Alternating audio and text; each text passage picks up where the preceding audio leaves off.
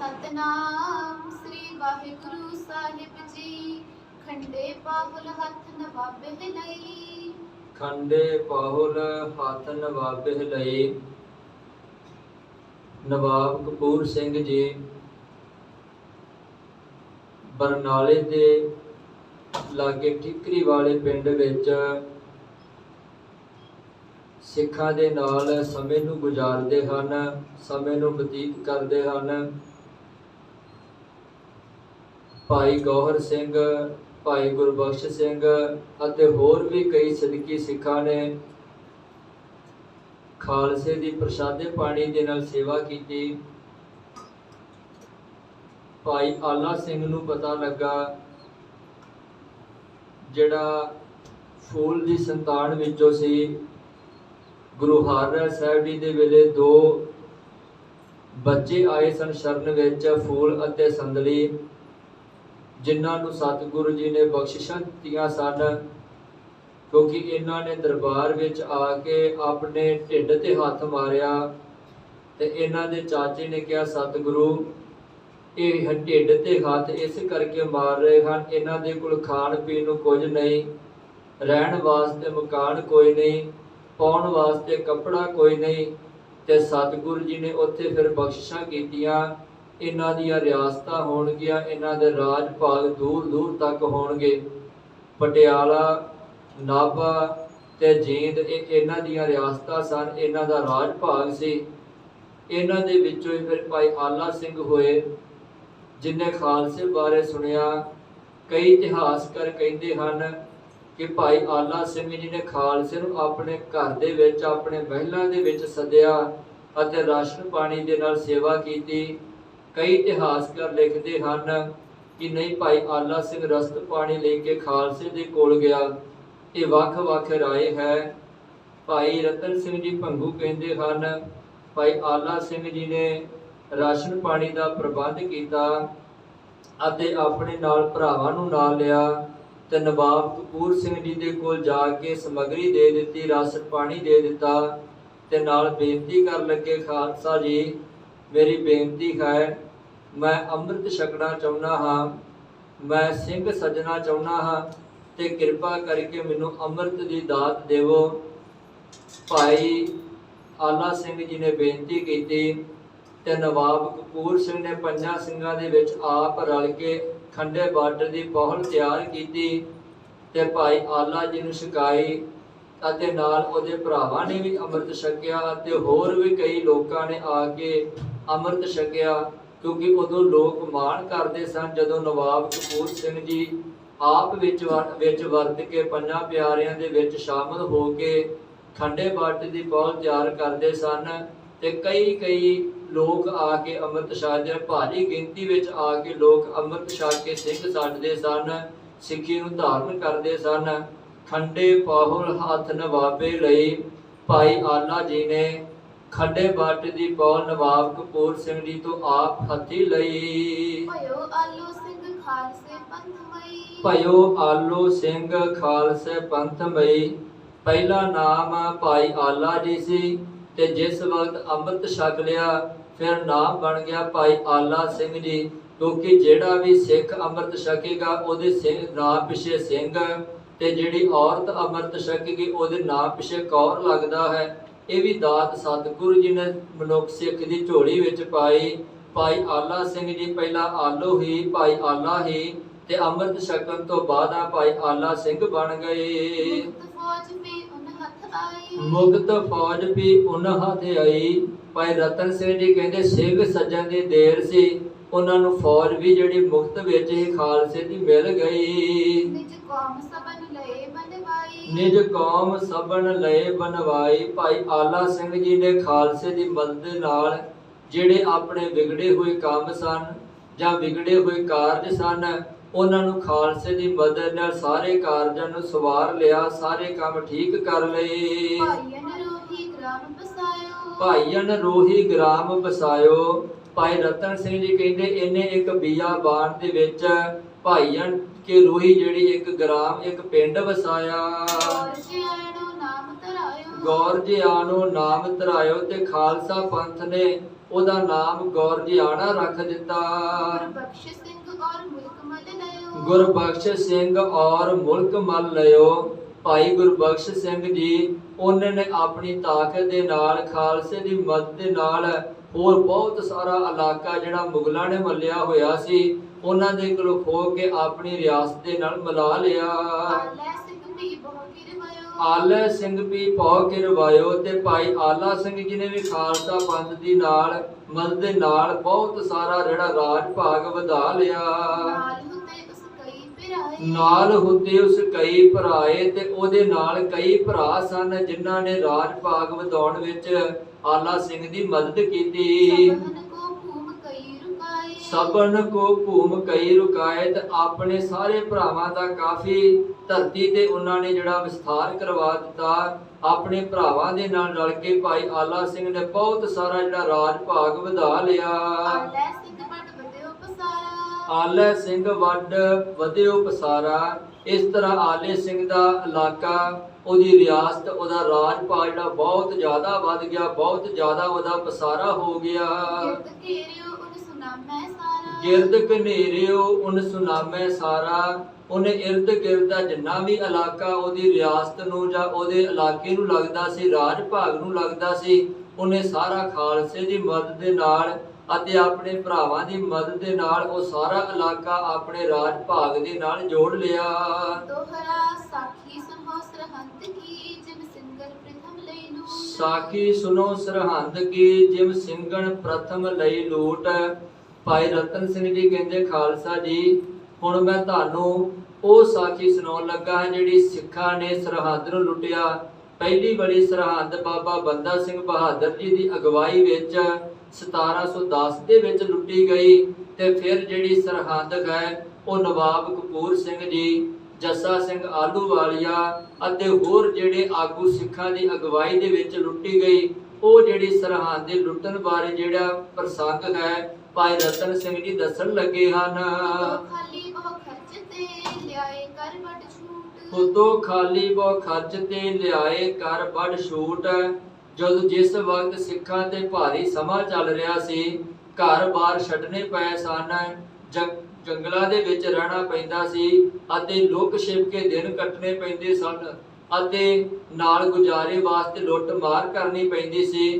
ਕੁਝ ਸਮਾਂ ਇਹ ਅਜਿਹਾ ਵੀ ਆਇਆ ਜਿਸ ਵਕਤ ਸਿੱਖਾਂ ਦੇ ਕੋਲ ਲੁੱਟ ਮਾਰ ਵੀ ਨਾ ਕੀਤੀ ਗਈ ਤੇ ਅਤੇ ਗੁਜ਼ਾਰਾ ਕਰਨਾ ਬੜਾ ਔਖਾ ਹੋ ਗਿਆ।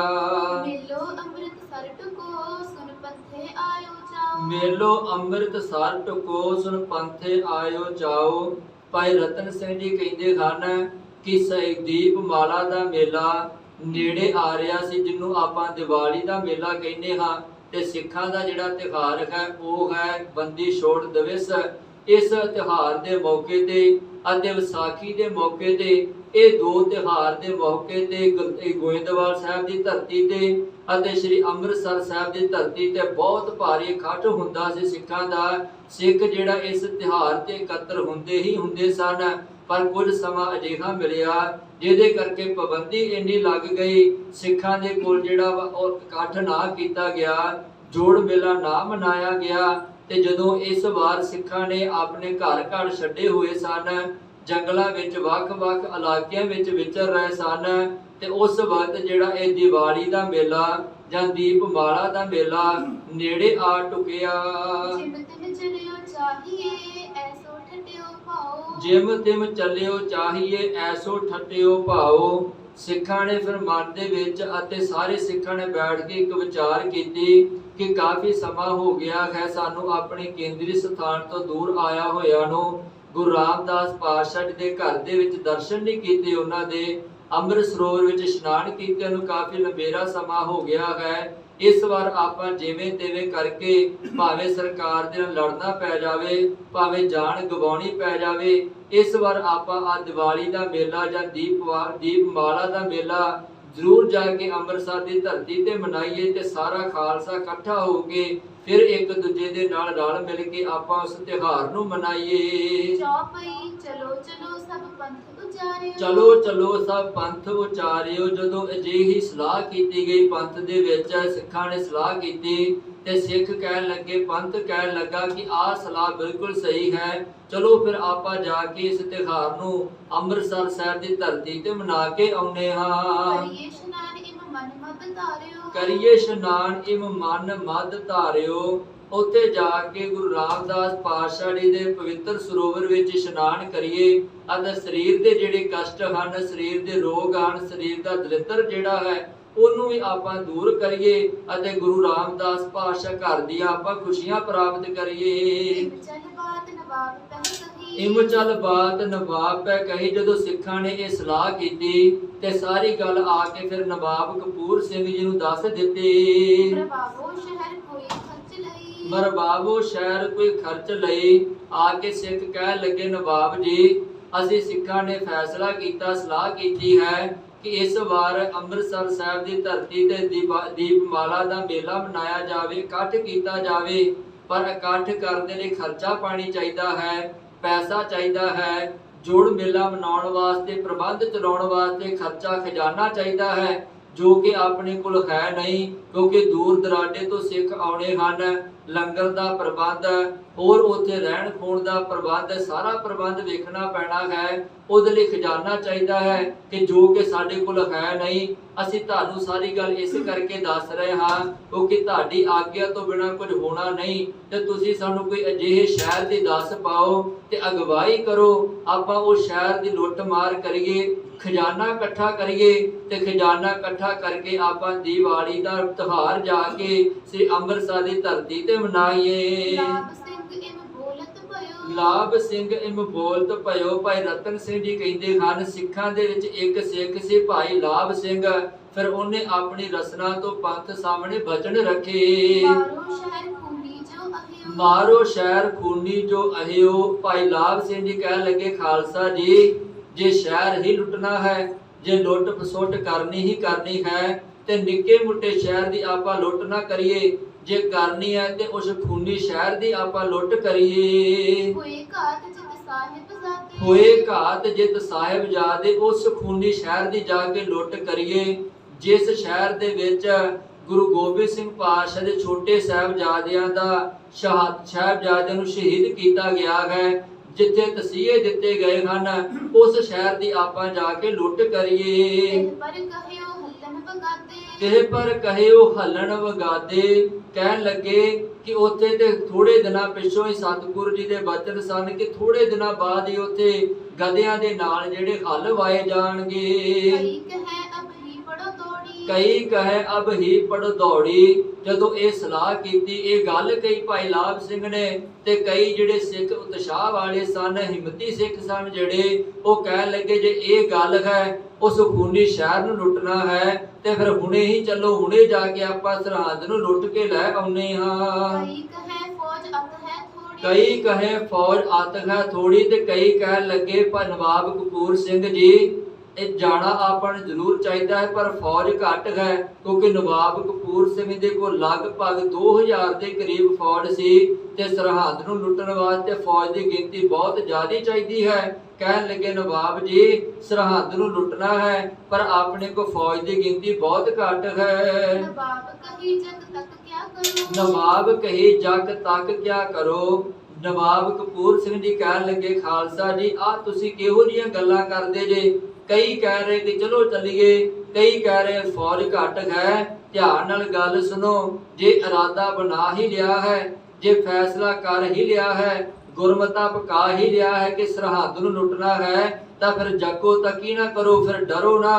ਫੌਜ ਭਾਵੇਂ ਘੱਟ ਹੈ, ਆਪਾਂ ਘੱਟ ਫੌਜ ਦੇ ਨਾਲ ਵੀ ਸਰਹੱਦ ਨੂੰ ਲੁੱਟ ਕੇ ਲੈ ਆਉਣਾ ਹੈ। ਊਹਾ ਮਾਰਨ ਮਰਨੋ ਖਰੋ। ਊਹਾ ਮਾਰਨ ਮਰਨੋ ਖਰੋ। ਕਿਉਂਕਿ ਉਸ ਧਰਤੀ ਦੇ ਉੱਤੇ ਜੇ ਆਪਾਂ ਮਰ ਵੀ ਜਾਵਾਂਗੇ ਤਾਂ ਵੀ ਸਾਡਾ ਭਲਾ ਹੈ, ਤੇ ਜੇ ਆਪਾਂ ਉੱਥੇ ਮਾਰ ਕੇ ਸਰਹੱਦ ਨੂੰ ਲੁੱਟ ਕੇ ਲੈ ਆਵਾਂਗੇ ਤਾਂ ਵੀ ਸਾਡਾ ਭਲਾ ਹੈ। ਊਹਾ ਸੀਸ ਸਿੰਘ ਜੋ ਕੋ ਲਾਵਗ। ਊਹਾ ਸੀਸ ਸਿੰਘ ਜੋ ਕੋ ਲਾਵਗ। ਉਸ ਖੂਨੀ ਧਰਤੀ ਤੇ, ਸਰਹੱਦ ਦੀ ਧਰਤੀ ਤੇ ਨਵਾਬ ਕਪੂਰ ਸਿੰਘ ਜੀ ਕਹਿ ਲਏ ਜਿਹੜਾ ਵੀ ਕੋਈ ਆਪਣਾ ਸਿਰ ਤੁਰਕਾਂ ਦੇ ਸਿਰ ਤੇ ਲਾਵੇਗਾ, ਮਨ ਇੱਛਤ ਫਲ ਸੋ ਪਾਵਗ। ਮਨ ਇੱਛਤ ਫਲ ਸੋ ਪਾਵਗ। ਉਹਦੀਆਂ ਮਨ ਦੀਆਂ ਮੰਗੀਆਂ ਹੋਈਆਂ ਮਰਿਆਦਾ, ਉਹਦੀਆਂ ਇਛਾਵਾਂ ਪੂਰੀਆਂ ਹੋਣਗੀਆਂ। ਊਹਾ ਸਰੰਗੇ ਦੂ ਕਾਜ। ਉਹਾਂ ਸਰੇਂਗੇ ਦੋ ਕਰ ਉਸ ਧਰਤੀ ਤੇ ਖਾਲਸੇ ਦੇ ਸਿੱਖ ਦੇ ਦੋਵੇਂ ਕਾਰਜ ਸੌਰ ਜਾਣਗੇ। ਮੂਏ ਮੁਕਤ ਜੀਏ ਜਿਵ ਸਾਜ ਮੂਏ ਮੁਕਤ ਜੀਵੇ ਜਿਵ ਸਾਜ। ਜੇ ਉੱਤੇ ਚੜ੍ਹਾਈ ਕਰ ਗਿਆ ਕੋਈ ਸਿੱਖ ਲੜਦਾ ਹੋਇਆ ਸ਼ਹੀਦ ਹੋ ਗਿਆ,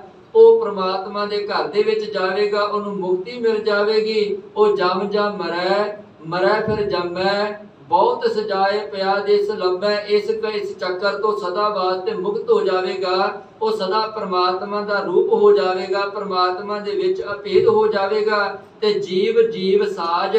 ਤੇ ਜੇ ਜਿੱਤ ਕੇ ਵਾਪਸ ਆ ਗਏ, ਜੇ ਆਪਾਂ ਸਰਹੱਦ ਲੁੱਟ ਕੇ ਲੈ, ਜਿਹੜੇ ਸਿੱਖ ਉੱਥੇ ਚੜ੍ਹਾਈ ਕਰ ਗਏ ਉਹਨਾਂ ਨੂੰ ਮੁਕਤੀ ਮਿਲੇਗੀ, ਤੇ ਜਿਹੜੇ ਵਾਪਸ ਆ ਜਾਣਗੇ ਉਹਨਾਂ ਨੂੰ ਰਾਜ ਭਾਗ ਮਿਲੇਗਾ। ਸਾਡਾ ਦੋਵੇਂ ਬੰਨੇ ਹੀ ਫਾਇਦਾ ਹੈ। ਦੋਹਰਾ ਸ੍ਰੀ ਸਤਿਗੁਰ ਕੇ ਬਚਨ ਕਰ ਸਿੰਘ ਥੋੜੇ ਹੀ ਫਤਿਹ ਪਾਹੇ। ਸ਼੍ਰੀ ਸਤਿਗੁਰ ਕੇ ਬਚਨ ਕਰ ਸਿੰਘ ਥੋੜੇ ਹੀ ਫਤਿਹ ਪਾਹੇ।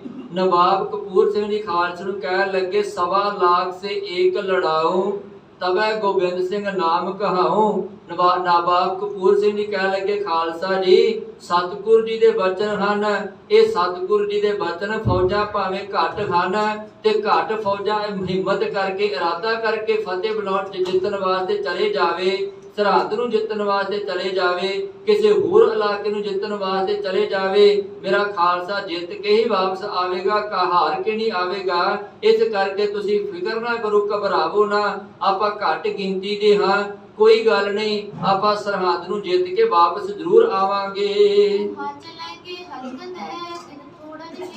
ਉਹਾਂ ਚਲੇਂਗੇ ਹਲ ਗਦੇ ਦਿਨ ਥੋੜਨ ਕੇ ਮਾਹੇ। ਨਵਾਬ ਕਪੂਰ ਸਿੰਘ ਜੀ ਕਹਿਣ ਲੱਗੇ, ਥੋੜੇ ਦਿਨਾਂ ਪਿੱਛੇ ਉੱਤੇ ਗਧਿਆਂ ਦੇ ਨਾਲ ਹਲ ਚਲਾਏ ਜਾਣਗੇ, ਕਿਉਂਕਿ ਸਰਹੱਦ ਉਜਾੜੀ ਜਾਵੇਗੀ, ਸਰਹੱਦ ਦੇ ਤੈਸ਼ ਨੈਸ਼ ਕਰ ਦਿੱਤਾ ਜਾਵੇਗਾ। ਕਹੀ ਨਵਾਬੇ ਬਾਤ ਇਮ ਤੋਂ ਪਇਓ ਪੰਥ ਕਰ ਛੂਟ।